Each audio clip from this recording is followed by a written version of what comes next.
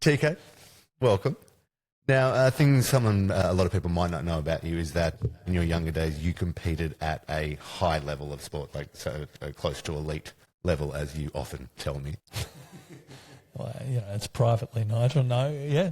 Some more elite junior stuff, yeah, for sure. Yeah, sure. So what did elite sport teach you about performance that a business school, like participating in that a business school never could?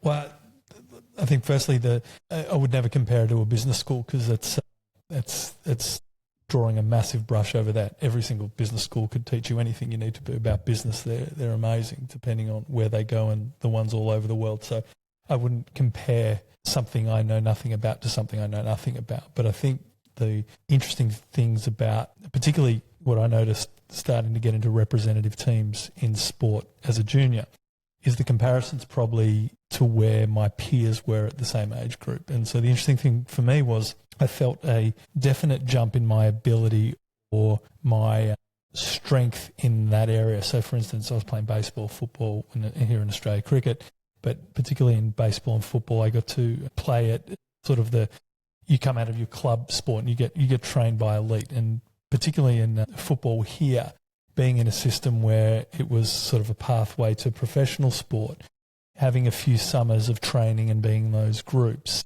but you don't notice it because you're doing these things. But when you go back to what you call your local teams or whatever, I felt like I'd moved past them in an extreme way over a short period of time, and not so much just as an ability of playing the game differently but every aspect was better. So I was definitely stronger, I was faster, I was fitter, my skills were a lot better, the way I could read the play was a lot better. It was just the awareness at that point and just the general improvement over small pieces holistically in that sport made it much easier to perform at a consistent level when you move back into local teams, which is part of coming in and out of these elite training environments. I think equally the thing that probably also set it apart was a mentality of training around elite coaches versus local coaches, and nothing against the local coaches because they're incredible. They're nurturing, they're helpful, they help you all these years. A lot of them are volunteers, they're local parents and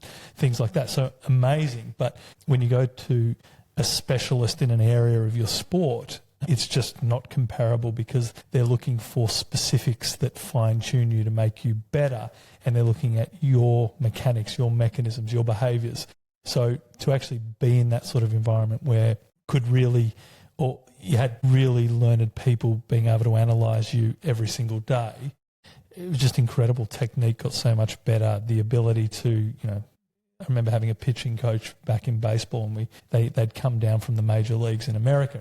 Us being in Australia, we don't get exposed to such amazing coaches, and they were doing a tour and took us for a few sessions in our representative team, and just the way they saw and the advice they had and the ability they had to communicate things to improve the game was just next level. And we were only with them for a short time, but that exposure to what actually the right person at the right time, looking in a way that they see the world, their lens, and they're essentially masters looking at you. It was ridiculously eye-opening of what great intervention coaching and specialisation can do if you get it at the right time. For me, it was just leaps and bounds of improvement in how I played that sport. And in those environments, having the elite people, having specialists in those areas, how did that affect the way that you chose to start and run and analyse business? I think one of the good things about being in a sporting environment is watching how structure and discipline is highly effective in areas. So training and doing things that's always structured in a way that's for betterment of the team and you personally.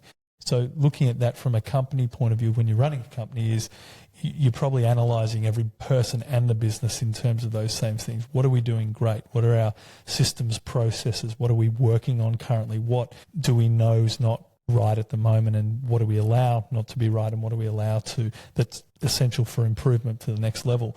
I think it also gives you conditioning around competition, and that's a really important one, and that's why I'm a massive advocate for sports, particularly team-based sports, but I did both. Now, I just think getting used to competition and enjoying competition versus being thrown by competition, because competition is generally seen in two ways. One, it's highly important and essential, and it helps two people become better, versus I hate being competitive with people, I have no competition in business, all that sort of stuff. And for me, the greatest results I think I've individually gotten or with a company is you're driven by a competitive spirit around what's happening, whether that's against the competitor, against an environment, against whatever it is, and you look at things that are the height of competition. So was an F1 fanatic well before Netflix made it a thing to do. And for me, it was so interesting.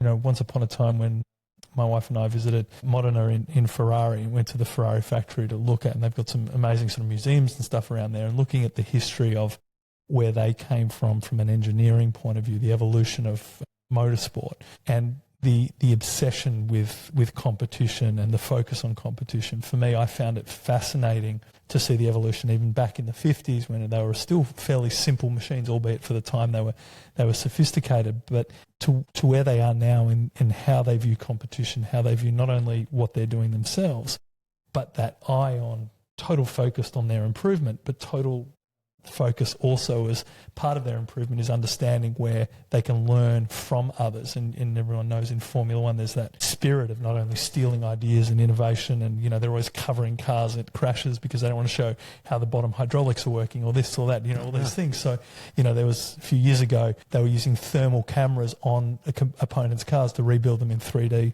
redo parts and stuff and then cross-check them against theirs. Wind tunnel technology is so different from a wind tunnel that was 5 years ago versus a wind tunnel that's built now in terms of the scale of the car. Like, there's so many variables of them watching their competition as part of evolving them further as a team. And I think once you feel comfortable in those environments and you feel comfortable with competition, it's not competition, it's the excitement of competing and the enthusiasm of taking the brass ring a rung further, because you're seeing peers and it's, to me, that it becomes such a fun thing to compete. And I think you learn that in junior sport, particularly in representative sport, because the thing that I found back then was you have some really great friends in these teams, but actually your job is to make sure they don't make the team and you do, because there's only one spot in a representative team versus we all get to play nice. And creating friendships and having friendships where you're actual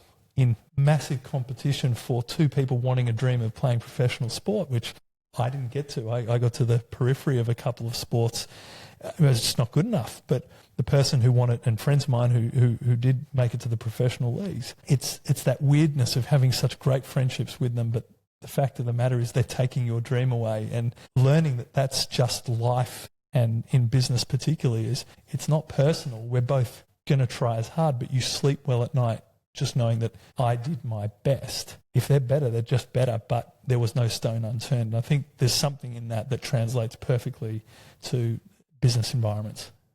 You might have already started answering this question, but it's one that I wanted to ask. It's that there's a mental shift between competing to participate and competing to win. Can you describe what that feeling is like from the inside? Certainly. I think one of the interesting, when you say that, the interesting thing that I come up with is once upon a time, I always wanted to become a professional fighter. And this is, I was going through, why don't I get bashed every week phase. Maybe I was just, it's some trauma I need to resolve, but wanting to be punched in the head 12 hours a day, I'm sure that's not going to come back and bite me. But I was loving martial arts at the time, and I was doing some of the traditional martial arts because I just have a real deep love of traditional martial arts, but got into kickboxing and Muay Thai and things like that and wanted to compete. Fortunately, I got some pretty horrific injuries early on in the career, and that's probably a blessing in disguise, albeit breaking your face in half is not the greatest feeling in the world.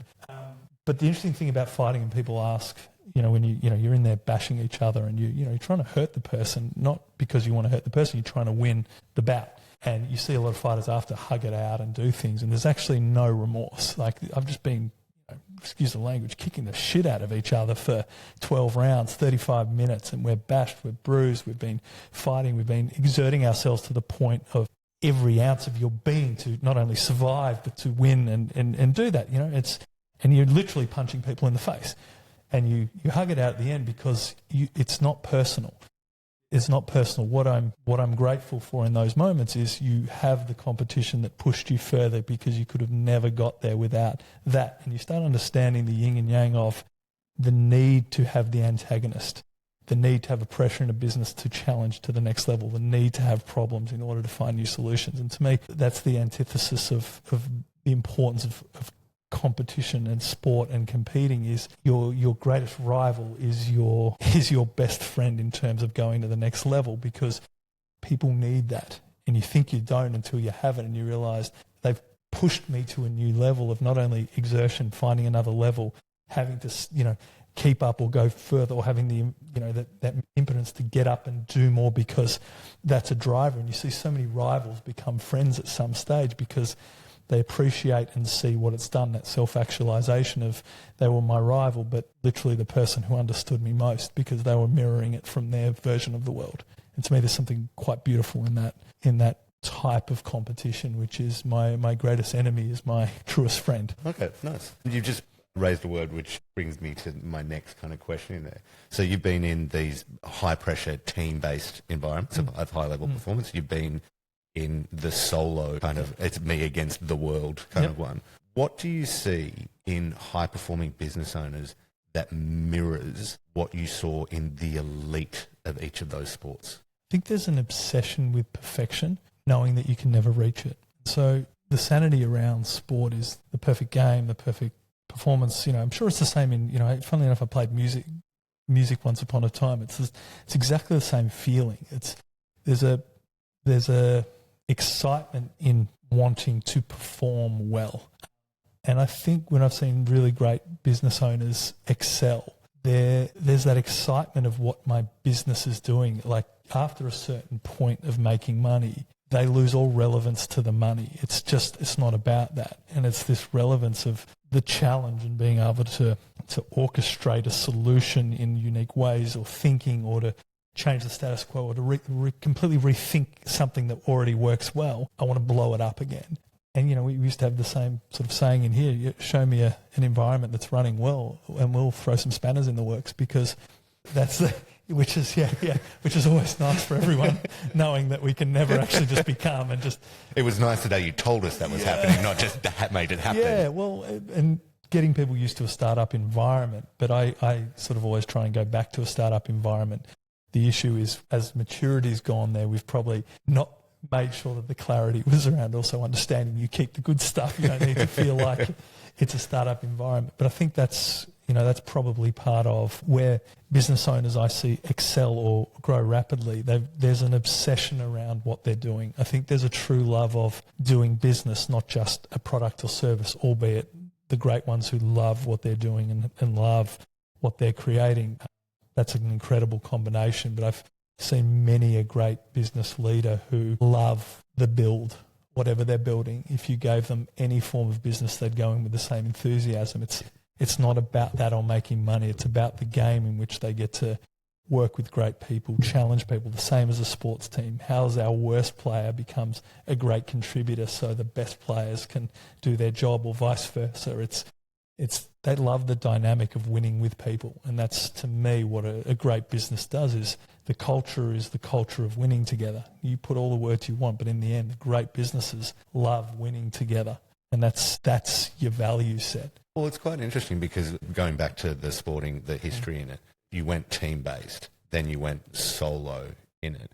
Do you think the combination of those two different types of high-level experiences have given you a skill set outside of the normal? No, not at all. I think I've got not one piece of uniqueness about me at all. And what I believe in is that we all are seeking out experiences individually. And so the experience that we seek out is whatever that comes in. But I think, you can have as much enjoyment being on your own as you can be with friends.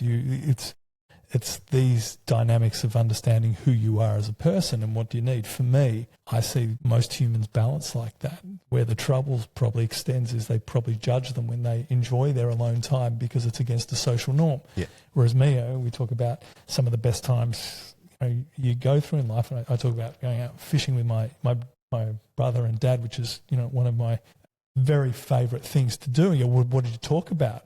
Not much. Yet don't feel alone.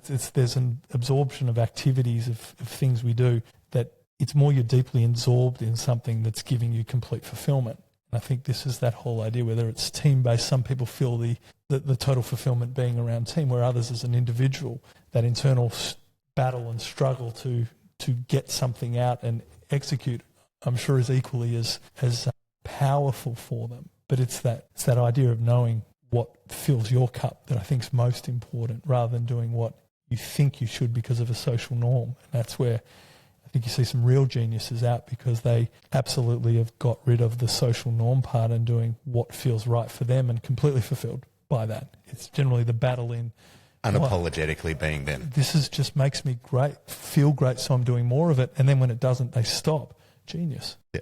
No, but I mean, simplicity, but genius. Well, yeah, it is, and I think it takes a lot of us a long time to sort of work that out. That it is unapologetically what feels good. Do that. Okay, nice. We were talking before about Formula One and your love for it, and it's one of the most data-driven sports in the world. Like, you gave us some really good examples before. Your knowledge of that, what does that sport tell you about, or inform you about how to run a business at the highest level, or how you could run the business at the highest level? I struggle with the idea of the highest level, because I think that's lip service to it means nothing to anyone but yourself. So for me, the highest level is, am I fully absorbed in what I'm trying to do here, whatever that is? That doesn't necessarily need a business for profit, not for profit, totally absorbed in your family. I think I could get absolutely the same fulfillment being 100% absorbed with right now in my family. That's all I was doing. Like, there would be You are a naturally obsessive person. If there's something you love, you dive as deep as you can into it. Absolutely obsessive. I'm sure instead of this couch, or sit on a psychologist's couch, I'm being diagnosed with something and maybe even being given medication of some sort. But I think a lot of us feel like that. But I don't know if that's special. I think when you find something you deeply love and want to master, you keep going deeper, because the next layer, although being harder, has a level of understanding and fulfillment that actually, becomes trying to master something.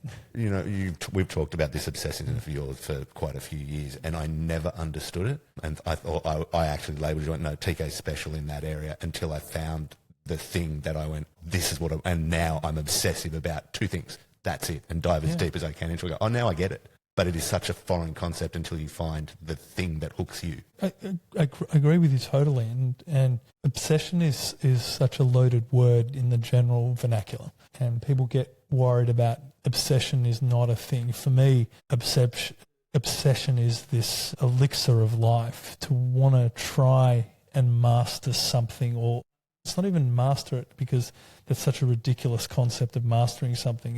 It's exploring it to the depths of its essence, because you find it so fascinating. So I find business fascinating, albeit the economics are quite simple. But actually the fascination becomes, how do you, with different people, personalities, clients, there's so many variables that make it so exciting, and so much can change so quickly. There's an obsession with it. But I equally find the same obsession of I sit there for 3 or 4 hours watching my son play or learn. What did he learn the other day? Like, it was something ridiculous around turning pages on a book and being able to fold something. It was like I had no less of fulfillment in conceptually watching that and understanding his learning from a deep level. In fact, I probably got more out of it than, spending a week at work. And it's not just because I love that aspect of my life or the journey we're on at the moment, but allowing yourself to become obsessive with something like that, I think, is generally frowned upon, where I think it's, to me, the be-all and end-all of living your experience. And the right obsession doesn't hurt anyone else. And that's a good point. Where I see probably the wrong type of obsession is, like, I see myself in partnership with you, with my family and all that. So they're commitments I've made that are equally as important of anything we do as the business. If I choose then to weight the obsession of getting our business to where it wants to go and feel that I break my deal with all those people, well, I'm not sure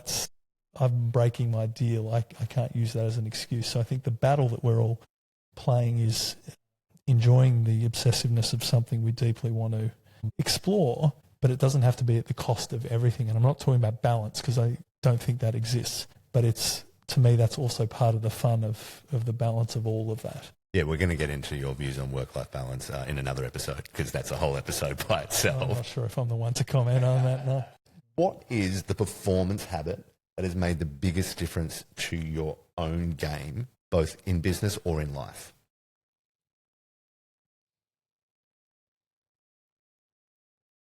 For me, the most successful periods in growing our companies have been when I have been invested in myself. And what I mean by that is for me, going to the gym and doing weights and exercise has a definite correlation with the success of the business. Now, I'm not sure if that's the same for everyone. I can only speak from personal experience. I've always enjoyed physical activity in any aspect of it. I like sweating. I'm a physical person. I like fighting, all that sort of stuff. So for me, understanding that, grounding myself in that, I need to ground myself in the gym, in lifting weights, in doing exercise, in sweating, in breathing hard, that sort of stuff. I can't run a good business for a long period without that being grounded. It is the central point to feeling good, feeling strong, feeling confident, and feeling like I can take on the world. I need that physical grounding translates for me. Now, others may not have that as their trigger, but I think from a performance point of view, finding the thing that gives you those attributes of confidence, excitement, wanting to get up and go again, you see the world in a brighter way, in a more positive way. What triggers you to that you can control? And I think when you find that is the founder's job, is to make sure that's built into your routine in a consistent way that gives you the top of that. It can never fall off, or it's a matter of time before the house of cards falls down. And I think periods in which that's been neglected have been the periods where business is harder. And the natural idea would be, well, maybe because business is harder, you couldn't do that. But in is the chicken and egg there. I think it is control the controllables all the time. I don't feel like it, but I know this is for me. I have to turn up. I used to have this sort of internal monologue that even when I hated going to the gym, and not hated because I was there, just like, I don't have the energy, I've got excuses, there's so much that right, but I'll turn up to the gym, but I won't need to exercise. That was my thing. But you just got to walk in the front door. And by the time you get there, you know what happens. Everyone do it. So making sure that the discipline you have is putting yourself in the way of the habits that give you the best chance of performing well. For me, that's a necessity. As soon as I don't feel the physicality or get that chemical reaction you get when you do exercise at a strenuous level, I find stress starts to creep in, anxieties, thinking about things too much. Which is a byproduct of not having the confidence in who you are or feeling like you are. So for me, you have to find that anchor for yourself and put it into your habitual routine as a leader. It's not one or the other. It's not, I do that after work, and you need to do it during the work, whatever it is. But to me, that's probably been the most clear understanding and correlation to when things are going well, what habits are in place, and it's always that habit. It's obviously I find the grounding in the same kind of, and I think grounding is a really nice way of actually putting it. It gives you a firm hold to build the rest of whatever happens in the day comes from. Just a personal interest, when you exercise, because I know your brain, it just goes off all the time. For me, exercise is a meditation because it's so hard. It's just about rep, breathe, do this, do that. Does your brain switch off at those times, or does it switch on? On. I see the most clarity I've ever had was actually, and it was the most clear I've ever felt once upon a time was in the middle of a fight, in the middle of a major tournament. And it was a difficult fight, and I was about to get bashed. And I don't know if it was what chemical reaction was going on, but the world for me slowed down dramatically. And the clarity, it's like I thought about things for 6 months through in the same period, and it would have been a period of 30 seconds. People talk about being on drugs where you get the same sort of thing, but for me, the entire world slowed down, and literally slowed down, like you're outside yourself. I was like, oh my God, have I been killed in the ring? This is what a near-death experience feels like. And I'm sure there's something like with adrenaline going in there, but I get a version of that exercising, which is clarity during high strenuous moments. I get complete clarity on something. So I get a lot of answers in the moments when I'm not looking for them, because all the shit drops away. So for me, I actually complete opposite. I don't get amped up in the same way of, let's go, this is a great idea. It's complete clarity, because every other element of my body has been stopped into being completely present. And I think that's part of the trick for me and my personality type, albeit others have said you need to be diagnosed. But there's complete clarity in moments when you're fully focused on one thing, and you have to be if you're lifting weights and all that. And I think that's what is a byproduct of a moment of, as I said, clarity and understanding, but also answers. So things been working on, oh my God, that's it. And so for me, this is, if I was a board of directors and I was the CEO, I'd be forcing myself to be in the gym twice a day. I'd be going, the best thing we can get from that CEO is you in those moments more. How do we get more out of you? And so that's how you have to think when you don't have a board of directors, is how do I put myself in those situations where I know I'm getting the best out of myself.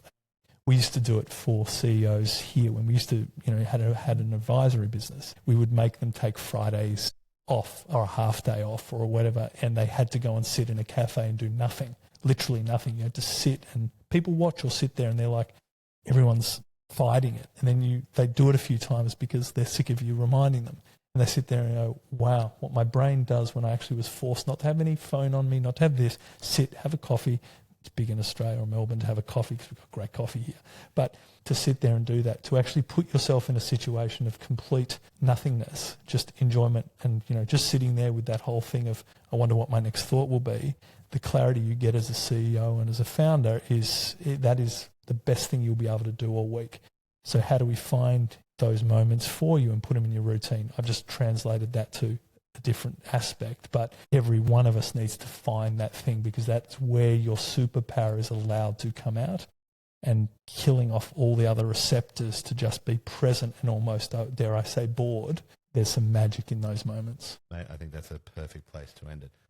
Thank you. I've known you for 18 years and got to know you more today. So who knows what tomorrow will bring. Thanks, Nigel.